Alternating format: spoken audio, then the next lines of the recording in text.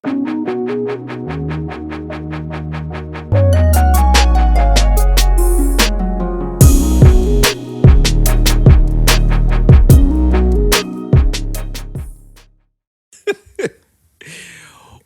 up, man? I'm chilling with Silas Beats. What up, what up, what up, what up, what up? We on. Buhle Banks in the place, man. Silas, you pulled up some questions that some people have sent you regarding the music industry. So you're just going to answer them. I'm going to give my comment on. What you mean I'm going to answer them? We are going to answer them. These are for us.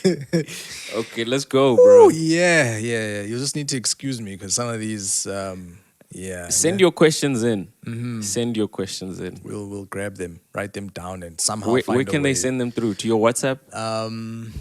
We'll create an email address. I think we'll need to create an email address for this. hiphopgalaxy.co.za coming back.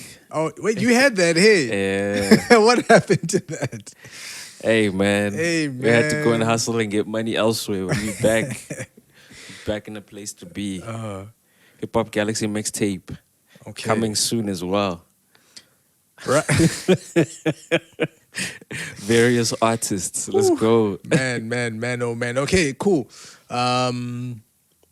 I've got a question here from Lebash. Let's not even do that, bro. Lebashe Let's not Duxi. do that. Let's go. We're just gonna start going in. Yeah. Okay, so the first question says, does an artist need to be registered with SAMRO to get royalties from streams? Talk about it, Mr. Super Producer. Nah, man, what do you say? I'll ask the question, you answer it. Does an artist need to be registered with SAMRO to get royalties from streams? No, actually, they don't need to be. As long as they're a part of, they've got an aggregator and the aggregator's got the music on and that's put the music on. Aggregator would be like what, a DistroKid? DistroKid, yeah. So DistroKid. So let's maybe break that. TuneCore, Let's yeah. break that down a little bit. So I have released a single, right? Yeah. So the process that I followed was obviously you need a distributor, an aggregator, right, to distribute your music to all these Was platforms. this a song? Yeah, it was a song. You released a full song. I released the full song. Is it still up there? Did it in a day. Is it still up there? Not anymore. By the time you're watching this, it's gonna be off. It's gonna be gone. You guys are gonna go delete it now. Yeah. Okay, cool. So you had it up there. Yeah, I paid a fee. It's a yearly fee, right? Yeah. On DistroKid. Yeah, There's $19 or CD something. Baby, DistroKid, all of those. TuneCore, things. those are the bigger ones. There are some that do it for free, like Amuse. I think is it Amuse or is it Amaze? Amuse. I don't do free because free you Yeah, sacrifice something. they take percentages and stuff Yeah. from you. It's not great. Yeah. Okay. So that, and you get the ISRC code as well, right? Yeah. With your song. Yeah. See, kids. Yeah. Okay. So yeah. Was that a question or comment? No, it's a comment. Okay. But now, okay, cool, you've done that, but then how do you get paid in terms of, okay, you've got your ISRC code. In terms of submitting to a radio station, how does that work? Because I've never done that. So do you submit your song with your ISRC code? Your ISRC code as well as your SAMRO, your member number. So for being a part of SAMRO, you'll get a relation number or a member number. That's the number that you get when you register with SAMRO. That number needs to go along with So the work. I can't give a radio station my song with an ISRC code without being registered with SAMRO. You should make sure that it's all done in one go. You should make sure that your stuff is in... So I can get paid yeah, out. administratively. If you think about... Just because I know how many times the music changes hands before... the money gets back to got you. you. You'd rather send your music with all your ducks in a row. Because your money could be sitting somewhere and you don't know about it. Yes. And this is why we have such a large undocumented works list. Cool. at So SAMRO. you can get your music on radio stations and stuff like Without that. it. Without it. But you just won't get paid. Basically. It has to be a loop. Basically from you, the artist, through to the radio station or whatever broadcast it is, and that loop needs to complete by coming back to SAMRO. That way, once that information has made its way around the loop and back to SAMRO, that they know that the music that has traveled that loop actually belongs to you. Yeah, because they don't want to pay to the wrong person because they're Exactly. liable. Because you can come back and sue them, right? You should be able to. I don't know, but you should be able to. Cool. What's the next question? The next question is, are people converting their masters to 432 hertz locally, or they just submit with the default 440 hertz? See, that's what I want to hear about now. You want to hear about this one? This one is actually it's interesting. So if you go into, I know most people use FL Studio. If you go into FL Studio, you Type can beats. actually, you can check how many hertz your track is sitting at, Yeah. right? And you can change the hertz from its default is 440. I mean, Yeah, you've heard yeah, about that, yeah, right? yeah. You can change it and you can bring it down. So apparently, 432 sounds better Heard that as for well. the soul. Yeah, or for I've definitely for heard me, that. it sounds very like. It sounds very like wishy-washy, like it is for the soul, and apparently it resonates better, and things just sound cleaner and clearer. And Allergic to bullshit is again. is this your cat Always meter? comes out. Always comes out when bullshit starts. I can't control it. But anyway, let's Oh go. man, this is great. So we have a cap meter. Right. So I believe it's cap. I am just like, come on, guys, come on. If your music was gonna touch the soul, it was gonna touch the soul at 440, 460, 480. Doesn't matter. Yeah. If you create it in that, you don't have to now turn it down. Maybe it works, maybe it doesn't. I haven't done enough research to know, but I don't have time to go there. I don't know, man. It is quick. It's very, very quick to do. You just turn Yeah. a little knob down, but I don't know. I think Silas it's- is busy, guys. He's a super producer. No, He's busy man. big as- He doesn't have time. I don't want to do these things. Anyway, what's the process to send artists reference tracks or just being a writer on a major? This is one I want to know because I do a little bit of writing in my spare time. I don't want to be a rapper. I'd like to get some songwriting checks. So I'd like to pull a Reason. Okay. All right. Some songwriting credits. Yeah. So kind of what have you seen? Because you work with artists in the mainstream. Do they really use that sort of process and stuff for hooks and things like that? Of sending a reference track. Yeah. Do they receive reference tracks? That's what I'm asking. Are they open to that or is it still Hey, like... bro, I think it's a little bit taboo. Even for a hook though. For a hook, that happens. Yeah. That happens. But most of the time, people don't use that stuff. Wow. Okay, so South Africa not really. We're not really there yet. Well, if I speak about hip hop specifically, we're not really there yet. If Yeah. it does happen, it happens informally in the studio. Yeah. Where the artist will come through and they'll be like, yo, I brought my hook guy.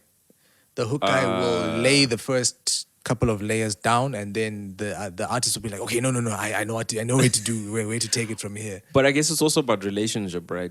If an artist trusts you and has kind of seen you work, then they can kind of use your reference track and stuff like that. Exactly. Because I know it happens a lot in the States, right? With Yes, T-Pain and stuff like yes, that, yes, and him yeah. doing reference tracks and things like that. So answer is not, it doesn't happen often in South Africa, obviously, Yeah. because there's a stigma and a taboo and stuff like that. I wish it would happen a lot more, because some hooks, look, the track will be amazing, and then you just get to the hook, you're just like, wow, the whole track fell Uninspired. flat right here.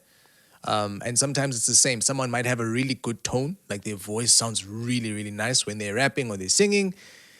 The words are just garbage. And at that point, they then need to have either the self-awareness or just not have so many yes men in the room to be like, yeah, I got such a dope voice.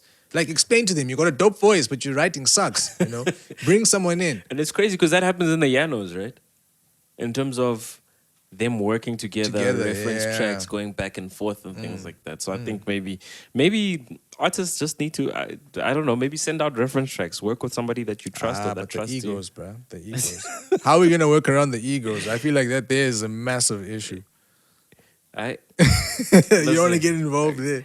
let's Yeah, but you said that you wanna get involved World in- hunger first.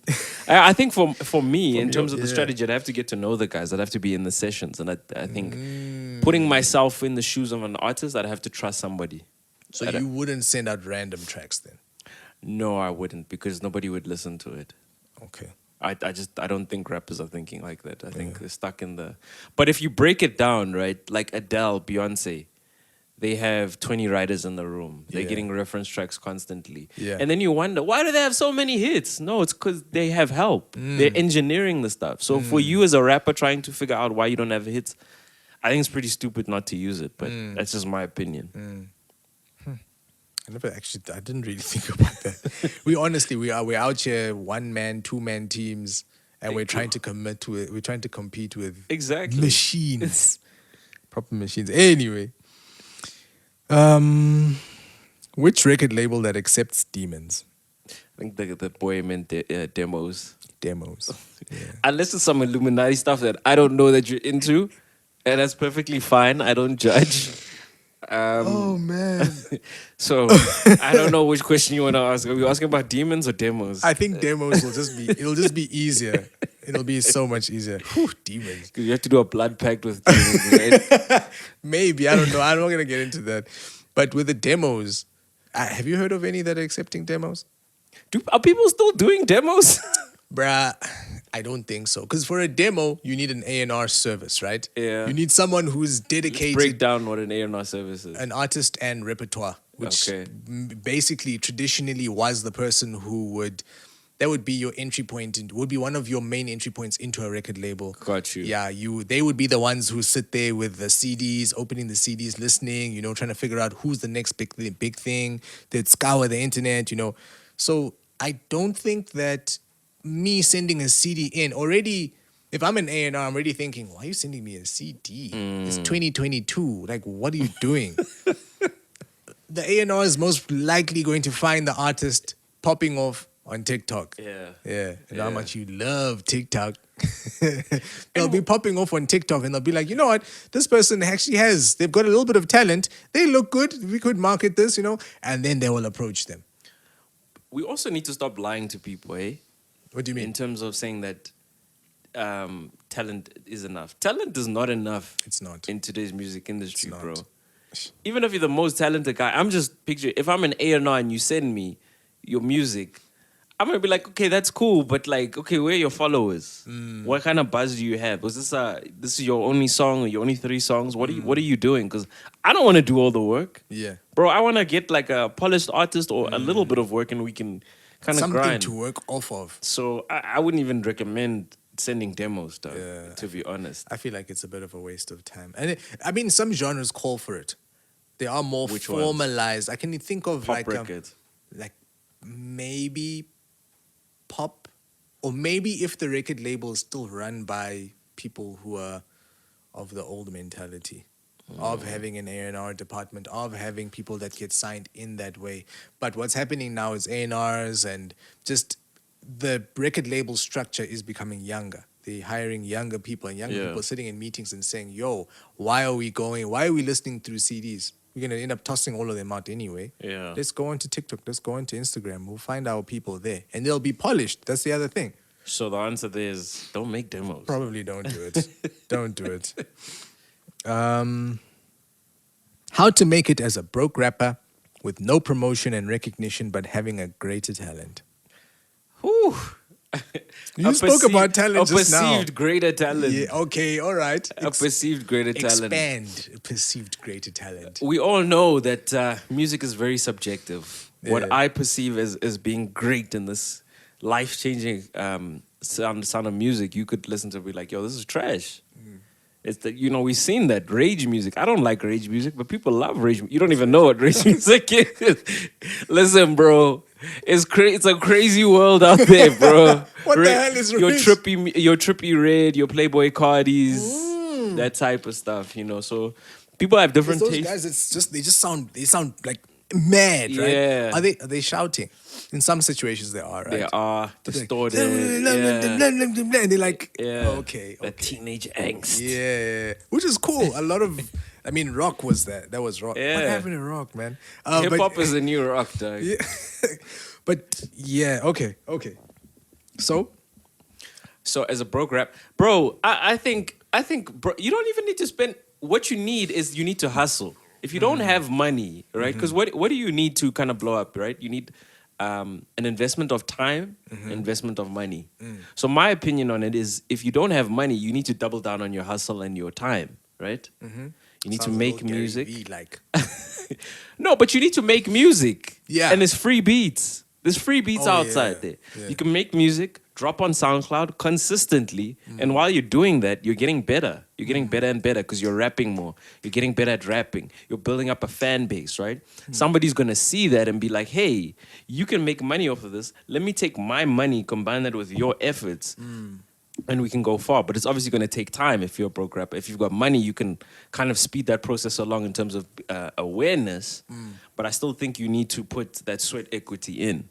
So I would almost say even if you have a lot of money, it's kind of it's not okay. I can't say it's not a big factor, but you kind of need to have that talent in the first place. You kind of need to be dropping music and things like that. There needs to be a reason. So there needs to be awareness. So I think it's more about getting awareness more than talent, because you can be what I consider to be a really bad rapper, but if you've got awareness and people who like really mess with your music, it doesn't really matter what I think. So that's Where my does opinion. virality come in? Because now, as an artist, I've seen some that walk through this door and they're like, man, I just need 2 tracks. And that's enough. The first one's gonna catch, we're gonna do a dance challenge, or my eccentric behavior is what's gonna be the reason why. I just need people to see that first track and then it's a rap. Those people should play the lotto, because then they say say that I can foresee the future, bro. Because you never know, bro. You could get Tabo comes here and says that it doesn't blow up, or you could get a big closer that walks through and he actually lives up to it. So you never know. It's kind of chasing virality is also, That's a dangerous game to it's play. it's chasing lotto numbers, dog. It is. You can do things that can put you in where you're more likely to get viral, but and it's not sustainable. What isn't. happens if you have a viral hit? Then what? Because Big Closer I just spoke about him now. He's dealing with the same thing. I don't know if you saw, he dropped the freestyle. He had him rapping a Big green- Closer or rapping real stuff? Bit closer, but rapping real stuff. He had a green screen, Yeah. and he had Sway in the background, like the Sway Oh, setup. yeah, Yeah, I saw that. and he was going off, and he was rapping. And I was on a Twitter space, and he was kind of like, "Yo, people saw that I can actually rap. Like people were taking me as a joke, but I can actually rap." Yeah. And now his thing is like, "Yo, how do I get people to take me seriously?" So Yeah. you could, by doing one thing, you could create a whole nother set of problems for yourself. That is very, very true. Also, virality isn't always good. You can go viral not. for all the wrong reasons. It's not. But the biggest the biggest rapper who started that viral trend, I think, is Eminem, Slim Shady. That's why I see a lot of parallels between Big Closer, Slim Shady, Eminem, and all that. What do you mean? In terms of that alter ego, because it's an alter ego. His true thing is SOS. He never blew up off of SOS. He blew up off of Big Closer. I didn't know about SOS, but I did hear that he was there was something. He was Yeah. making music prior to that. Yeah. And that's a damn shame, because at some point you never. I mean, if we look at a parallel, I guess it's a parallel. Michael DePar. Oh yeah. Yeah. But he's a comedian though. He's But not- exactly, he wanted to be known for the comedians. yeah. He then brings this other element. In fact, before that, he brought in Southwest, somewhere in London or something like that. Yeah, That skit show. Yeah. And in that skit show, one of the characters was what's this guy's name? Big Monty. Yes. Well, what's his I don't name? know what his name is. Big Shaq. Oh, Big Shot. Big Shaq. Yeah. So he had that as a character. Yeah. Becomes big off of that. Finds himself on Charlemagne's show. Yeah. Breakfast what? Breakfast Club. Yeah, Breakfast Club. He's chilling there, and they're like you should have come in like that. You should have. This is Oh, what I Charlemagne remember, was saying. yeah, It's I like remember you that. should never drop this. Never drop that persona of being that guy. And it's like, but that's not me. That's not what I'm here for. That's not what I want. That was him also trying to manipulate the virality. Yeah. And The it's, audience is like, no. Nah, we what are don't you want doing? we don't want that guy, because he was he's the rapper. I think he was another rapper. Yeah. Then he was some lady, an old lady, and a cab driver. And he had a bunch of like a African Yeah. cab driver as well. I remember that. Yeah. He had a bunch of these characters, and he wanted, he's acting and the comedy and stuff. So he tries to pull it that way, and people are like, sorry, buddy. We resonate with this more. Yes, yeah. So So what's the verdict on that? the verdict is, We've gone down a long rabbit Yeah, hole. no, I can't no. even remember No, what the question was. it was the whole broke rapper promotion yeah. recognition being, Yeah, for me, bro, if money bought fame, every rich person would be would famous. be famous. Although it is, I would just say then the verdict is what you were saying in the beginning, in that time, that whole investment of time and stuff can lead you down that road. Just money can make it happen faster. Yeah. Yeah. It's best to have both, basically. In my opinion, it's best to have both. All right. Okay. What do you do if you want to drop a single? Yo, that's a very broad question. What do you do if you want to become rich? I don't know. What do you do, Silas? You've seen people drop singles. You've seen Yeah. it become successful. Yeah. Okay, let me skip all the common stuff. So in terms of dropping a single, between Yeah. them walking through the door with a concept to creating the track to creating all that other stuff, I think in terms of dropping a single, I think the one place where people get it wrong is they've decided it's a single long before they've even walked in the door. So they'll be like, I'm going to do this, and then I'm going to shoot a video, and then I'm going to do it. I'm like, whoa, let's get to the step of you actually having a song that's big enough for you to have a video. Yeah. Do you have enough money to constantly shoot out videos? No. So let's be smart about it, and let's pick the one that's doing something. You know what's crazy about what you just said? I remember there's a song that P.O has. It's a very deep song. It's that Dear God, dear Father, dear Pops, dear what? no, it's one of those songs. I remember I was in a session and he was saying that radio wants the song, but I didn't want to lead with the song. It was a very popular song. I don't know if you remember it or not. It wasn't Soaked in Bleach? Soaked in Was it bleach. Soaked in That Bleach? was soaked in bleach. Talk to us about that, because you mentioned that sometimes you walk in and you'll be like, "This is the single." Do I have that story correct, by the way? I'm not too sure about that part of the story. Maybe I just made that up. I'm not too sure about that part of the story, but I did produce Soaked in Bleach. And I did remember that was one of the issues. Yeah. That when the song was released, we weren't like, we didn't know what it would do. Yeah. And it became this thing, but I'm sure he had his own release plan for Yeah. it. Oh, well, for the entire project, because it was from the Devil's Playground. It was from a massive project. Yeah. No, it wasn't from Devil's Playground. It's Under the Sun. Was it Devil's? Anyway, it doesn't matter. There was a plan for the release Yeah. of it, and Soaked in Bleach was not like, it wasn't the next Yeah. thing to get done. But I remember that song was wild. Even when I first heard it, I was like, "Yo, this song hits me in a different place." But he didn't come in the door expecting it to be like that. And I didn't expect for it to be like that either. I made the Yeah. beat. I remember I made the beat the very day that he recorded it. Earlier that day. I remember I Yeah. wasn't working. So I was at home. I made a couple beats. That one in particular, he told me he had something on his chest. Something happened to him. Yeah. I didn't know what it was. It was like, I just want to get stuff off my chest. Yeah. So I started working on a beat. Remember, we came through. He had to handle an interview, which he handled at the studio, my old one. And then after that, we got into recording. By about 11 that evening, we were done with the track. Yeah. And I remember he retreated into a space. He had his hoodie on. He just sat there for a while. And I was like, okay, clearly whatever's happened here was It was like heavy. cathartic, yeah. And I could hear it on the lyrics on the track. And I Yeah. was like, okay, no, this is intense. But there was no real plan. So maybe in that case, if we use the same principle, that then could have been the track to lead with.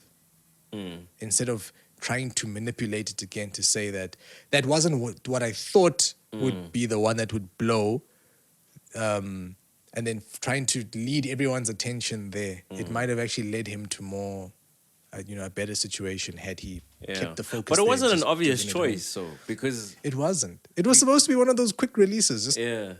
But that song, yo, bro. yeah. That song was heavy, bro. Nah, it was. So maybe it starts with what to do when you release a single. It starts maybe even before that, like picking the single, I guess. What the strategy is, I guess.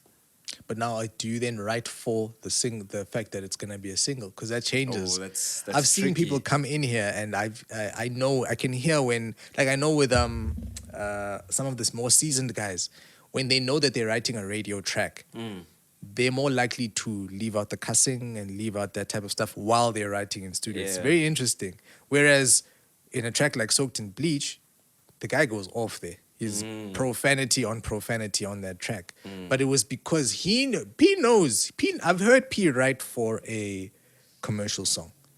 And when he writes for a commercial song, he tones down on like the swear words and As anybody would, yeah. would.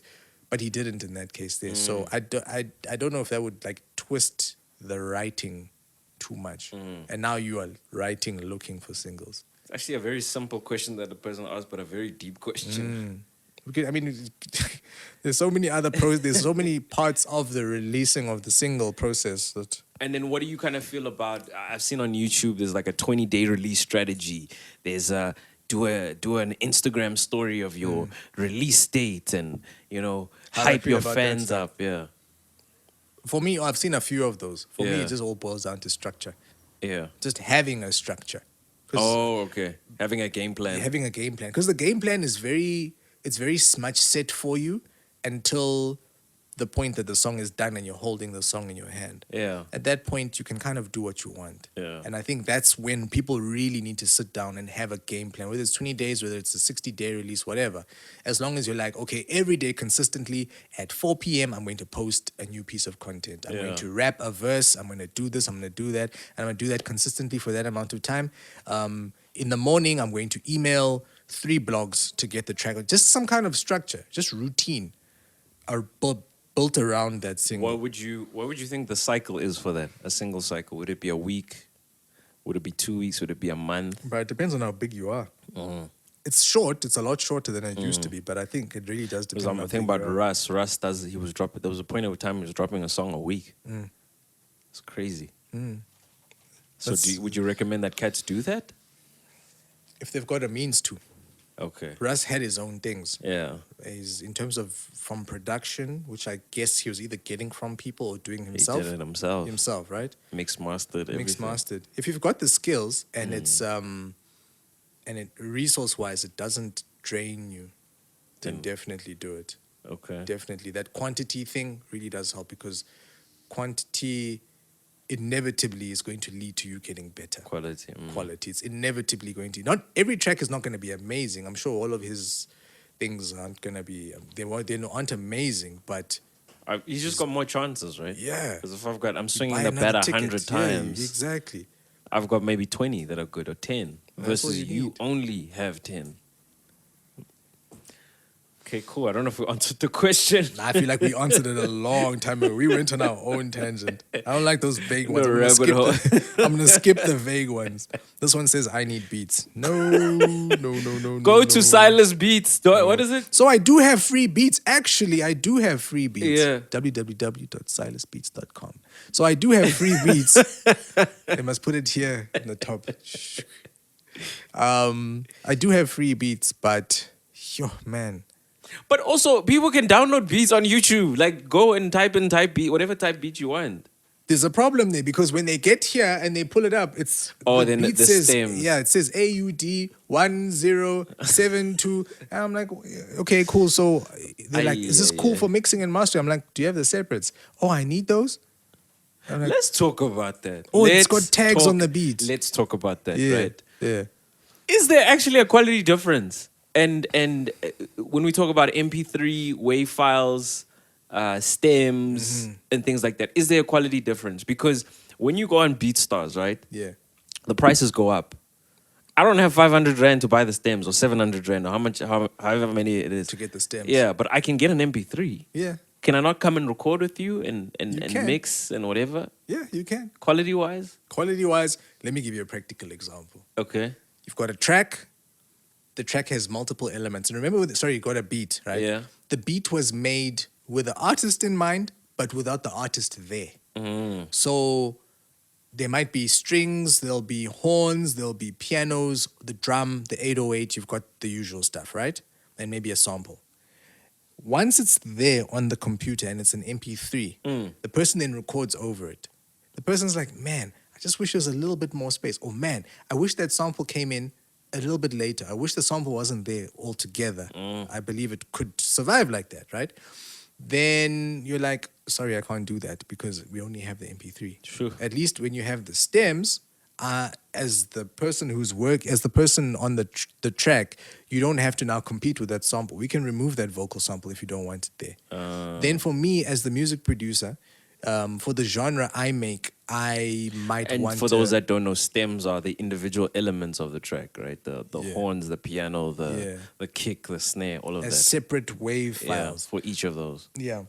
So for me as the producer, when I'm doing a mix and master, I might have an issue with the way the kick and the 808s, usually those two, the kick and 808 or the kick and the bass line, the way they interact with one another. Because now when I apply my master on that, it might just squash the entire track. Now the Sure. track it sounds bad. It doesn't Doesn't sound have that- good. It doesn't have that thump. Now for me to create that thump, I might actually just need to either just EQ something out of, just take something out of the 808 or take something out of the bass line, or just do a side chain. I forget I'm not only talking to producers. I might For the rappers. so Silas to make the beat knock, for you to feel it, for it to rattle the trunk, he needs the stems, dog. Yes, basically. Yeah, actually, yeah, you'll speak the Rappanese for me.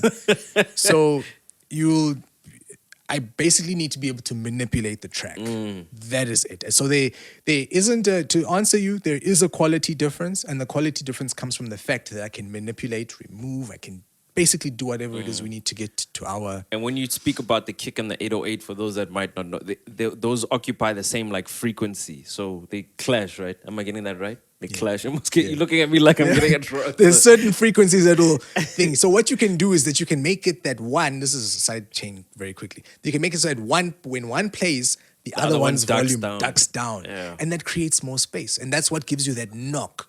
Now, if I don't have the MP3, if you come through with a shady ass MP3 from whatever it is .com, I'm not gonna be able to do that. And if he's not able to do that, radio won't play your music because the track will sound whack.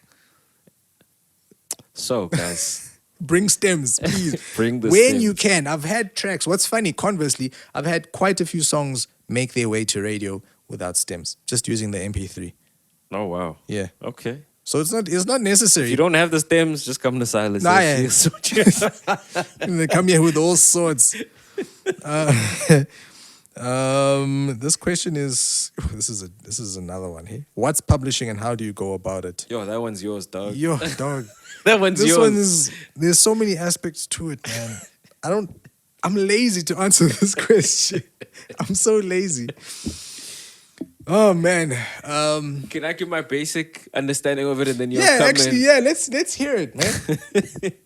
So for me, when I think of a publisher, I basically think of somebody that administers your music, keeps the record of your music. Okay. There's that portion. And there's also somebody that looks for the commercial opportunities for your music, right? Yeah. They shop out your music for adverts, for things like that, for sync deals and things like that. Mm-hmm. That's my basic understanding of it at a high level. I don't know if that's it's all encompassing. That was incorrect. It was horribly wrong. Oh wow! No. It was correct. Oh shit! I was like, what? Shit. I need to go read up. No, it's correct. So it's everything that you've said. But the question itself, when I saw it, I was like, it can go down one of two paths. So you've got the music publisher that you're speaking about now, and publishing, which is what they said. So I don't know whether they meant publishing. What is publishing? Oh yeah, whether they meant what is publishing or whether they meant was what you're talking about. So publishing would be, how do I put this now? I don't use the term often, and I don't think we use it that often in SA either. Publishing, right? But yeah, I would have explained it more as a music publisher and having someone who would go about just basically publicizing your music. When people refer to publishing, sometimes what they're referring to is royalties. Yeah, that's what I think. Yeah. No, but that's not the example you gave. The example you gave was the music publisher. Okay. And then publishing. So now it's just terms. It's just different terms. Okay. But it's not the same thing. Okay. That's what I'm saying. That's what I'm saying. Wow, we're playing with words. It can go one. That's why I was like, it's such a tiring question. So publisher is basically what I described, and publishing is got to do with the maintenance of your royalties. It's it's royalties that you would have earned. I might be off here, but I know that I might be off purely because it's not a term that we use often. Oh, okay. Yeah, where we will talk about, and it's not the same thing, but where we will talk about things like mechanical royalties and performing. We really hammer that stuff in. When it comes to publishing, we don't really use that term that often. Yeah. Well, in my circles. Okay. Hey, man. I don't know. The verdict there, we answered it. How do you go about it? Okay, how do you go about it? Right. In terms of, if we go with your example of having a music publisher, I think we spoke about it in one of the episodes that we had, where we said that having a music publisher, if you're looking for a music publisher, you can go to the Capessa website. They've got a bunch of publishers in their rate card. Finding music publishers, you can go on Google. Not all of them are legitimate. You just have to do your homework, unfortunately. Yeah.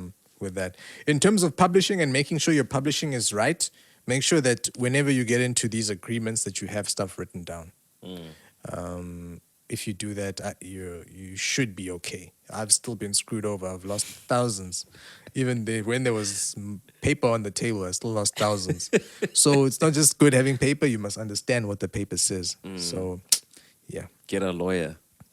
No, bro, this stuff is expensive.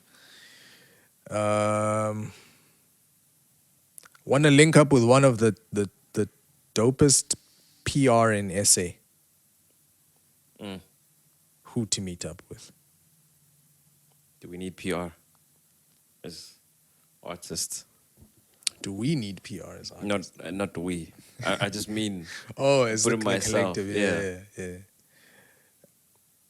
I think PR is like using supplements. Okay. Yeah, where the real being in the trenches and making the music and working on the craft and getting better and building up a following, doing that type of stuff. That's like you putting hours in the gym, eating properly, and doing all of that stuff. Once you've done that, the basics, bring in the supplements, because then you're going to supplement and get even better results. Meaning that little fan base that you would have built up, the craft that you would have worked on, now you're bringing a PR company to now come and amplify whatever it is that you've done and get it out to people and, make it that much bigger by getting you onto interviews, into publications and all sorts. Yeah.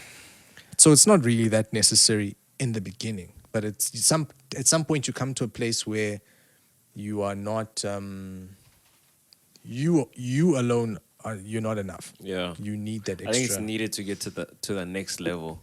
Yeah. Because what PR companies often do, and I used to do this with interviews, is they'll say, "Oh, okay, cool. You can interview AKA, but before you do that, you need to interview this artist," and it wasn't a known artist.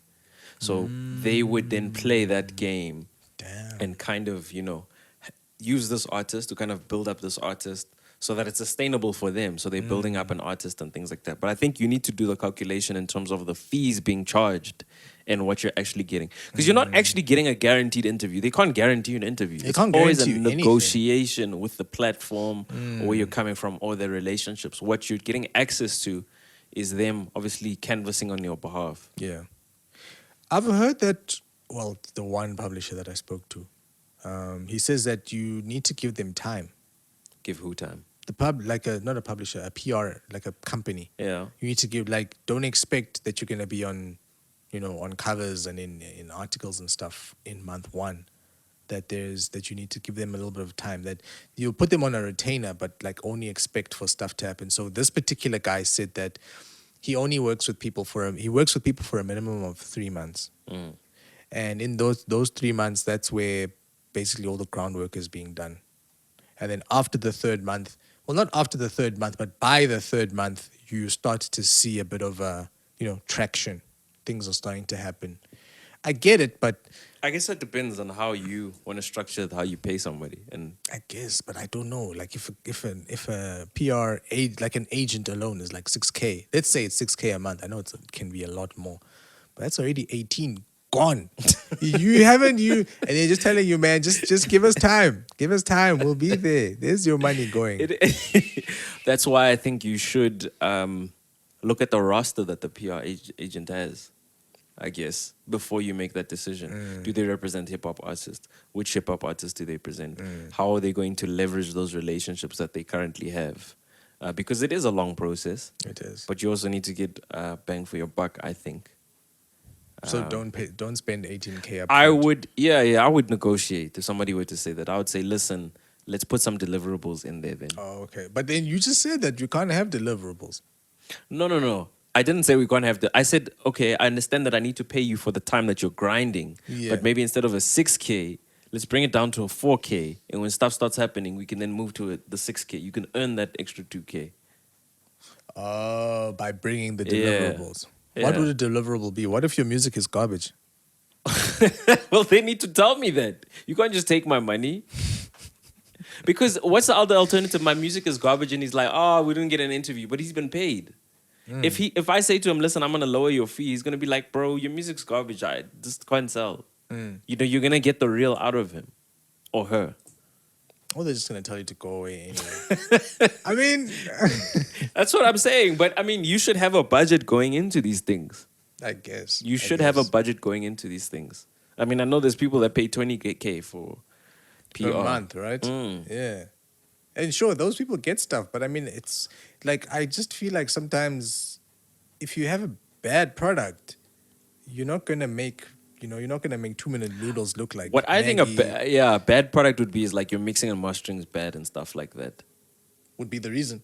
No, I'm just saying that to me that's a bad product. I don't know, with music it's different because nobody knows, dude. Nobody knows. Bro, I'll what turn could my work. computer on now. I'll turn my computer on now. And there's times where you're just like, wow. Yo, Silas. Don't tell me that. Because I know what you're going to say. Music is subjective. Bro, there's times. Forget that. Actually, they never get here. Funny enough, the bad stuff. They may not say I'll turn my computer on. I'll open up my phone and I'll show you messages that have come through. And I'm like, wow. The writing. But that just shows you, right? They never get here. So that just shows you. But anyway. But there are some that slip through the cracks, bro. They make it. You're just like, how did you get there? But okay, to sum it up, in my opinion, is you need to do your maths and it needs to work for you. Because it's the same, it's sort of the same. Are you going to promote on Facebook? Are you going to run ads? It's the same sort of thing. You need to kind of, is it within your strategy? That would be what I would say. But I've seen it work for people. What's that? I've seen PR agents actually work for people. Like they do hustle, they do send emails, they do follow up. They're like bloodhounds, dude. Like literally. I've seen And the these other people side make of money. it. Pardon? They make. I don't know if they make money, but I'm just saying in terms of them pitching their artists and things like that, they really do. Okay. I mean, if it works, it works. I can't say it because I have never. And also it's difficult for an artist because you're going to be like, oh, I'm paying this person and I've got nothing. But anyway, yeah. Okay, right. Okay, here we go. Why do producers not finish each other's FLPs? FLPs are like the Files. file. Yeah, the actual project file. From a Fruity Loops session. Yes. So Microsoft would be the Word doc. So Oh, okay. Yeah. Generate a price range. Because one has days of being inspired and find yourself doing subgenres that you're not good at, therefore lose interest because you lack the finishing touch or ideas. is that one whole train of thought? It is. So I think he means, why don't producers in general finish their songs? Or does he mean, why don't other people help me finish my song? I guess I see the word inspiration, so I guess we can take it whichever way we want. Let's take it both ways. Let's start with inspiration versus just getting into a routine. You've been producing for what, like Way more too than long. 10 years? Yeah. 450. Yo. You're getting there now. Yeah, 15. Ever since apartheid. Nah, man. I've been on that fruity shit. Dio Mass. Nah. What do you mean? Are we talking like inspiration and beat block? And that Yeah, type of because a thing? lot of people say, hey, man, I can't make a beat every day because I'm not inspired every day. That's the one camp. Yeah. And then you get the other camp that says, bro, you need to make a beat whether you feel like it or not. So kind of where do you sit in that spectrum of those two thoughts? yeah. Which camp are you in, or are you in? So I do believe that juices can run out. Okay. Right, I do believe that. The creative juices. Creative juices can run out. But I don't believe that when you sit behind your desk or when you pick up a guitar or whatever it is, when you pick up your pen, that you have to be inspired. Okay. I believe that is such a idealistic way of looking at it. Like, it's great if you are inspired. You're like, yeah, really, I've gone through stuff or whatever it is. You might make your best stuff, but I don't know. Might be a terrible example of using a sports It's using sports. Just use it, bro. Yeah. Using sports as an example. How do they keep their craft, how do they keep their sword sharp? They're out there on the field every day. And it might be their dog might have died the day before and they're uninspired, they don't have energy. Short of them being, like, obviously if they're ill, they won't be on the field. But shit has happened out there. Get on the field and, work through it. Because what happens, and I forgot what the quote was, but inspiration will find you along the way. And that get behind the computer, open up stuff. You've got your Fruity Loops or you've got your pen in front of you. You might still not get inspired. You might write absolute audio trash that day. But what will happen is, that might then open you up to making something nicer later on. Or you might just get the cobwebs out. And then after that, or you might be pleasantly surprised in that whatever it is that you make is actually amazing. So I'm of the opinion that if we all made music purely when we were inspired, some of us wouldn't be making any music. We would make like one song a year. That's deep, nothing. bro. We get nothing out of it. So yeah, man. My side, something that I heard Ed Sheeran say. He was like, making music is like opening a tap. Like, I'm getting the analogy wrong. I must be, but he's like, the first time you open it, there's like dirty water. And then as it goes along, the water gets clearer. But basically what I'm trying to say is that he was trying to say... Which taps are these? I don't know. Somewhere in Africa. Okay, now I can make that joke because I'm African. I get it. I completely understand. Basically, you need to get the crap out. Yeah. You need to make the crap and whatever and keep on doing the crap. So when I sit down to make a beat personally, like I'm not sitting down with the intention to be like, yo, this is going to be the hottest beat ever. My intention is, okay, what aspect am I going to work on and try learn? Because I know that inspiration is going to hit me at some point. But I want to be in the situation where I can capitalize on the inspiration. I don't want to be in the situation where I haven't sharpened my sword, as you said, and I don't have the skills to do it. So that's the kind of way that I look. I don't go into a session and be like, yo, I'm gonna make the banger. And then what ends up happening is like when you go into it, sometimes you'll be like, oh, this is pretty good. This is pretty dope. Yeah.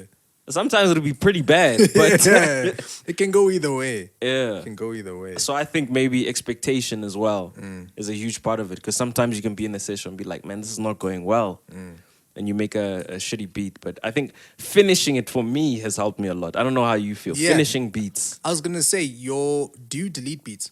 Like if the beat is going bad, like it's going south, do you delete it? No, what happens is I get angry and then I'm like, I'm going to make another beat now.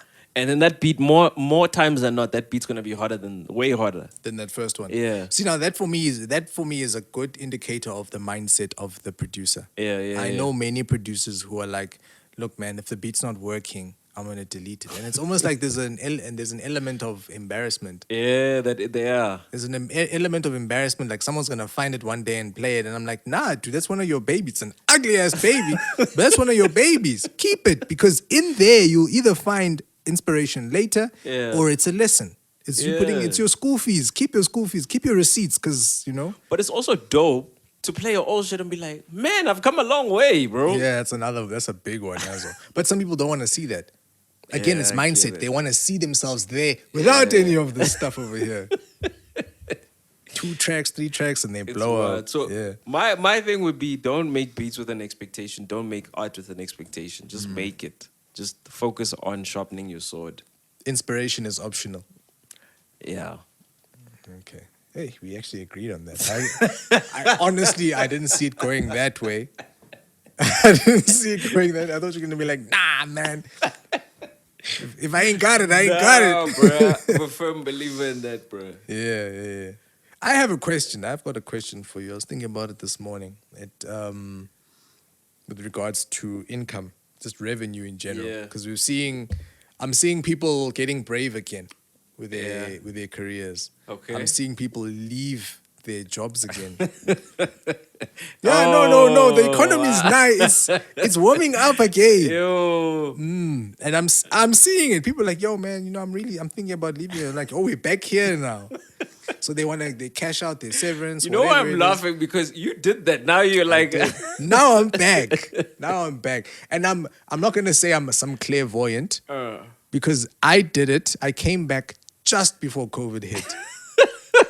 Just before COVID. I'm telling you now, had I been broke during COVID, yeah, dog, there was some dry months with the music. There was some dry months. I was like, if this was my only income, I would have been tough. But it's funny, it drove me to make more stuff, but I won't get into that.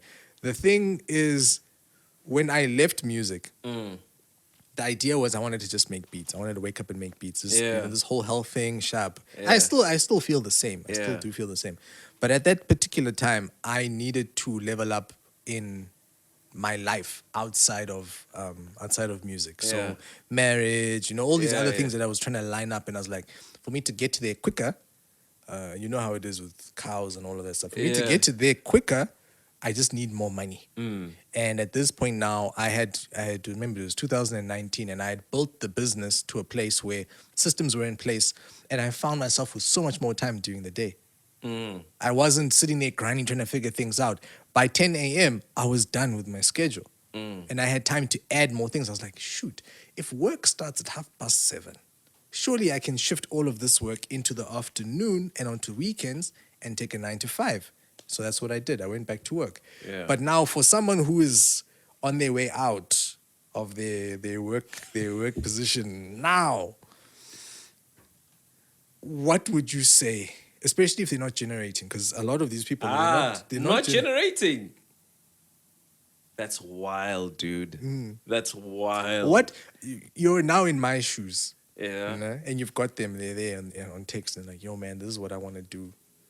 How do I... No. This is what I want to do, and this is my plan. You can see their plan is it's less of a plan than what... that you had when you could. This is flaky. It's like, create magic.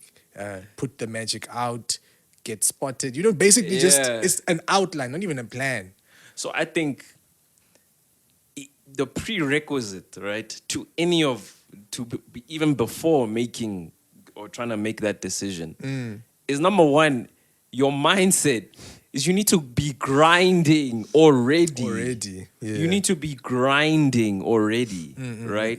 And then the way I look at it is like, it depends on the type of person you are. There's 3 options, basically. The first option is you quit, right?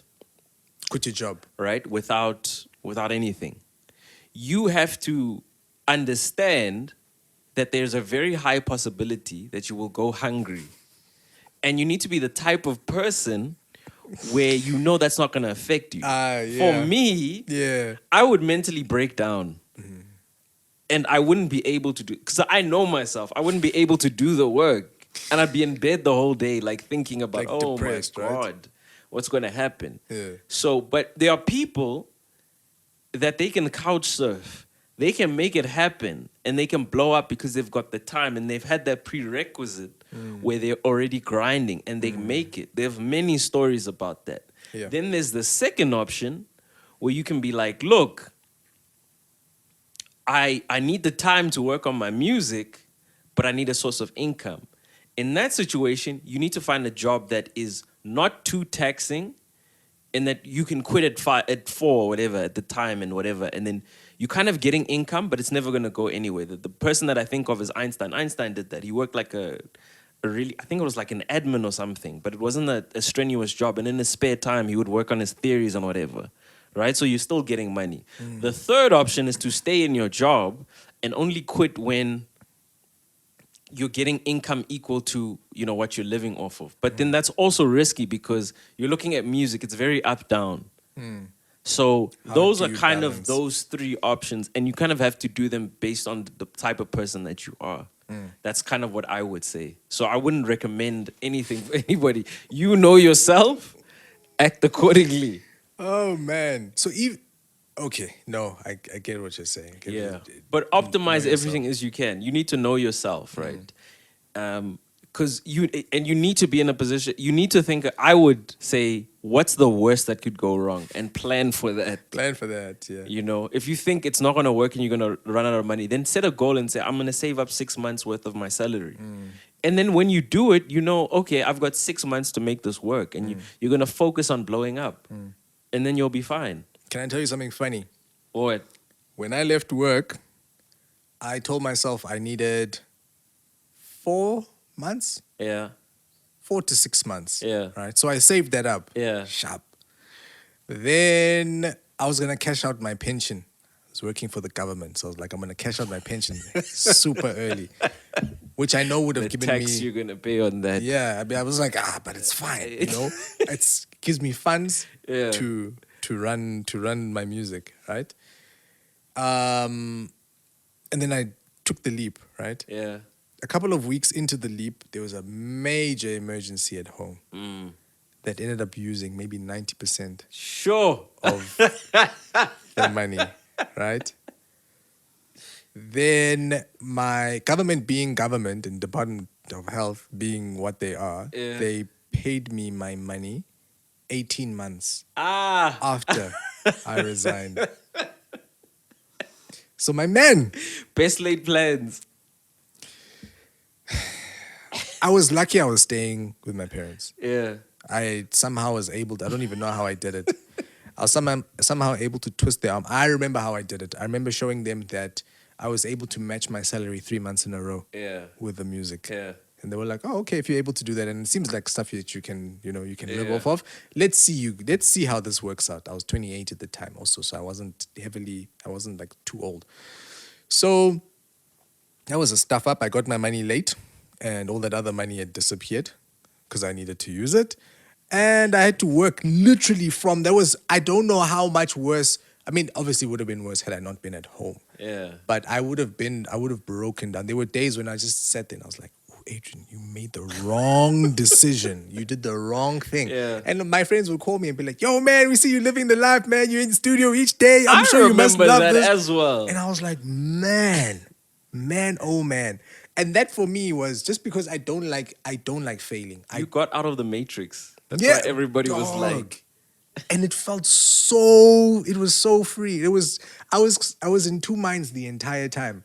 I was like, I am so free and I see all the opportunities and I see life without the shackle of Yeah. get to work now. I was like Yeah. able to look around and see stuff, but at the same time I was like, there's security there. Like I want to Yeah. go back, right? And that's eventually why I ended up going back. I wanted more money, obviously the security that came with it, but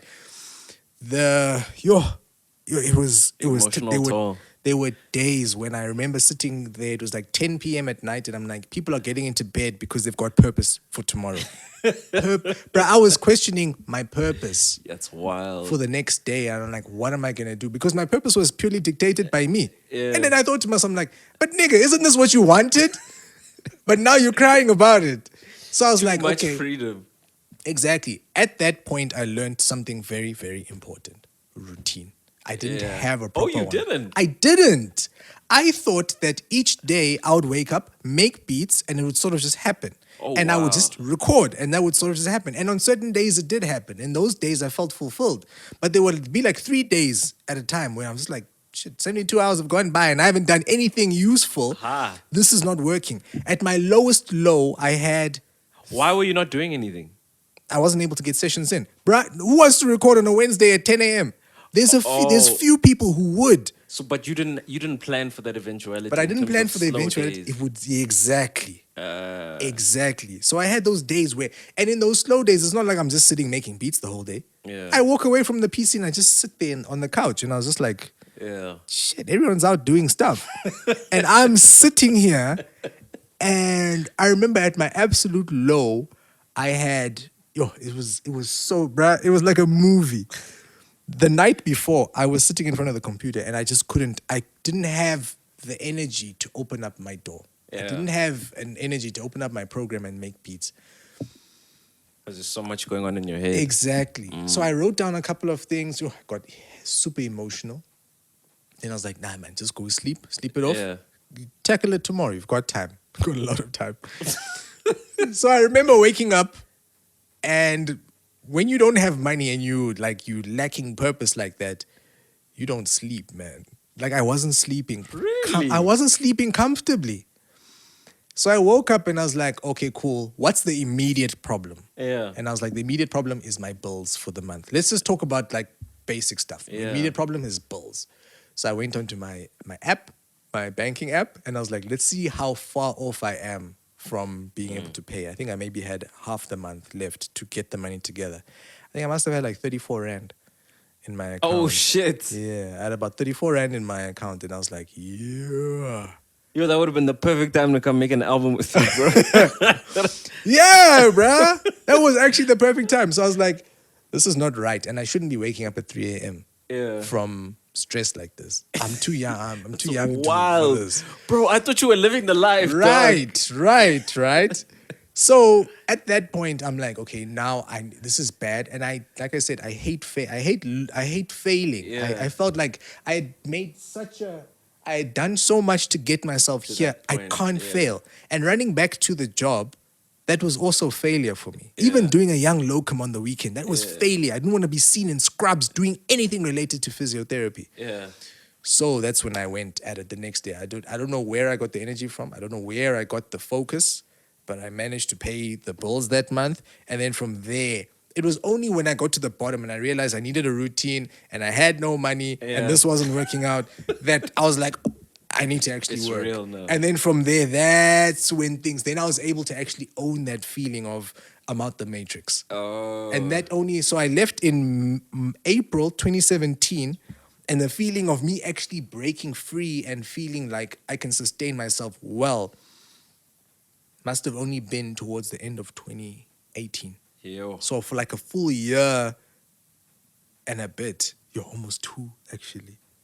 I was struggling. And you went back to work not because you felt you failed, but because it was the most logical choice. At the time. Yeah. So end of 2018, things are going well now. I remember that Christmas Yeah. was amazing. I remember sitting there thinking to myself, oh, you guys are tired. I am not tired. I'm out the matrix. And when the year starts, I won't be tired. I won't be like, I'm dreading going back to work. I'm living life. The first few months of 2019, I banked. I was so happy. Everything was going well. Everything was going so smooth. I went back to work later that year. Yeah. I went back to work late in 2019. But at that point, all the systems were in place. And I remember my mother was saying to me, are you sure? Yeah. This is the same lady who wasn't sure when I was of me leaving. Yeah. But they had seen the work and they had seen what I had built it up to. Yeah. And now they were asking me, oh, do you really want to go back? And I'm firstly I was angry. I was like, really, nigga? But it gave me faith. I was like, shoot, I've actually I did it, but Yeah. So It's yeah, not what you thought it would be. Exactly. Do I want to go back? Hell yeah. I'm busy working towards that at the moment, actually. But yeah, yo. Yeah, that's crazy for me, bro. Yo, oh, that's super crazy. You must leave the matrix, bro. It feels good. It feels really good. Busy telling people to quit their job. Imagine, dog. Nah, bro. But do you like nice things, bro? Yeah, I like being comfortable. But I also like a plan, dog. You do. There needs to be a plan for when I leave. Yeah. Yeah, or if I leave, there needs to be a plan. And it needs to be the most logical decision. So you're not leaving the matrix then? Because the matrix No, seems logical. not yet. Not yet. No, there's a point at which it doesn't seem logical. There's a point at which, you're not being compensated to the level of your knowledge and your skill. Isn't that most of us though? No. There's a lot of people that's actually being overpaid. Okay, yeah, I get it in that way. But I mean, I feel like a lot of us get to that place where we're just like, man, I don't feel like for the bull crap I have to deal with on a daily basis, I'm getting... That's different. The bull crap is different. I'm talking about your skill. Oh, okay, we're talking skill now. And what you bring to the table. There's a mismatch there. And you're more likely to get more by striking out on your own. So I'm not even there on that level. I don't even feel I'm there at that level. Do you think that level will come? I definitely will. Before But I think it'll come much later, yeah. Like 40. Yeah, probably. You're in your 40s. Yeah. And you actually understand what's going on in life. Yeah. Yo, bruh. I know people say do it now, but yeah. Try it now. I say try it now. Because you might luck out and it actually might pop You off. see, I don't like that luck out, that portion. Yeah, but then you make your own luck. Here I we go. stuffed up in that. Look, it wasn't a great situation. a couple of my fail safes, all my fail safes, Vanished. they vanished just like that. But shit, sometimes you need to be in the corner, crying with a cookie in your mouth, thinking to yourself, or in the shower. You know that shower scene where you're sitting there, and you're just like, Back against the wall. back against the wall, Sliding down the wall. and that's when. They say that apparently that's when we become superhuman and we are able to do all sorts of stuff. Oh, man, nigga, I'm good. I'm good. So I'm good. I thought that I was more resilient. Well, that's what being out the Matrix showed me. I thought I was a very resilient. I was always like, man, you don't have problems in your life. Come on, get out. But I realized I actually. It's not, bro. It's about your perception. Sometimes you can think back on a time and be like, it actually wasn't that bad. I was actually overreacting. But in that moment, it felt so real. And everything was crumbling around me. My nigga, I was not overreacting. Me, personally, it was rough. And I have facts. I've got numbers to tell you it was rough. I had nothing. Look, I was in my parents' home. Silas, you were in your parents' home. Yes. You have a qualification. You've got history. You've Yes. worked. If push came to shove, Yes. you could have worked something out with the bills. You could have gotten a loan. True. You could have done all of these things and worked yourself out of it. It's not like you didn't have anything. I wasn't destitute. I wasn't under a bridge. Basically. That was internal. That pressure was internal. And I'm sure you were comparing yourself to your peers and things, right? Of course. Exactly. That's all I was doing. I was obviously, like in terms of bills and stuff, I was good. I feel like I had many fail safes left. It just felt like from the plan, you have a plan. Yeah, and it's going wrong. And it just kept on going wrong. It just kept on going wrong. Yeah. And it's funny, actually, I didn't have 34 Rand. I had 34 Rand minus whatever was on my credit card. It was so much worse. I was. So the moral of the story is don't quit your job for music, bro. No, man, that's not it. That's not it. Quit your job for music. But also, music is a very low margin business, eh? You've got companies with millions and billions of dollars. You look at their income statement at the end of their financial year, they've only made 5% margin. Bro, that makes me very uncomfortable. Yeah, and music is like that. Your second option was actually very dope. What? I think your second option was the one where you We're getting a job that's not that stressful. You can kind of control your time. Yeah, that's what a lot of people do. Yeah, we wouldn't be having this conversation if I just sucked it up and I was like, look, I'm gonna go locum every second weekend. Yeah. It's literally 4 days a month. And it frees up your mental because you've got the bases covered. Then Yes. then with that free time, you start to think clearly and logically. I can make content and things like that. So if I am to try and escape the matrix again, it will probably be on that basis. But I don't think I don't work like that. I'm really much an all or nothing guy. You're a fucking artist. Dude. Yeah, dude, I'm out. And We have Kanye. even now I'm feeling itchy. Like I came back to work in 2019. I'm feeling itchy now. It's 2022. I'm like, I've been around. COVID for would a have bit. devastated you. But dude. yes, I'm very grateful. Yeah, my guy. Then over and above that, just think about all the professionals that thought that they were good. Yeah. You could have been out, bruh. They could have been done with you. But that's why there's nothing the myth of having a job. It's a myth, dude. It's not stable. Even in government. No, in government it is kind of stable. What do you mean? Okay, it was stable for us. Yeah. It was stable for actually for I the think majority barring of us. government, I think that's everything else. Private Yeah. sector was retrenchments and everything. Yo, I dude, mean, I've left, seen right, like and 3 center. retrenchments at a single company in 5 years. For real. Yes. 3. 3. The year I got in, there was a retrenchment. Yeah. 2 years later, there was a retrenchment. Yeah. And just before I left, there was a retrenchment. So when people say to me, hey, it's a stable job, you comfortable, I'm like, no, it's not, bro. You can be out, and it won't even be any of your own doing. It won't be like a petty thing between you and someone else. It's literally the company just offloading. It's like some CEO could come in, mess some stuff up.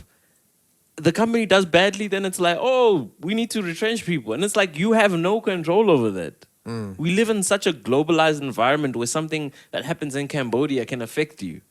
You know, Trump doing something can affect you. So it's kind of like you need to plan for all eventualities and kind of be grinding at all times. Yeah. Side hustles and side businesses. Yeah. But anyway, yo, what a long rabbit hole we've gone down. Hey, man. Are we done? Yeah, I think wrap it up, man. Wrap it up. Oh, okay, cool. Since Silas says it's done, he's a master conductor. We are out the matrix. Thanks for watching. I'm Buhle Banks. This was Silas Beats. Please like, comment, and subscribe. And we are out. Peace.